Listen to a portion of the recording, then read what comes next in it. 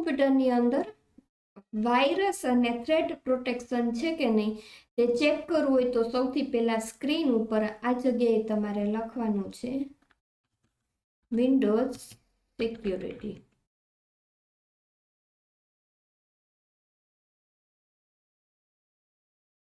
એટલે આ ટાઈપની વિન્ડોઝ સિક્યુરિટી આવી જશે. આવી રીતે એની અંદર જવાનું છે વાયરસ એન્ડ થ્રેટ પ્રોટેક્શન. ત્યાં ક્લિક કરશો એટલે એક નવી વિન્ડો ખુલશે. આ જગ્યાએથી તમે જોઈ શકો છો કે તમારું જે વિન્ડોઝ છે એ વાયરસથી સિક્યોર છે કે નહીં, અથવા તો તમારા પીસીમાં કોઈ એન્ટીવાયરસ ઇન્સ્ટોલ છે કે નહીં. જુઓ મારા પીસીમાં અત્યારે ક્વિકિલનો જે એન્ટીવાયરસ સોફ્ટવેર છે તે ઇન્સ્ટોલ છે. આવી રીતે તમે પણ તમારા પીસીમાં ચેક કરી શકો છો.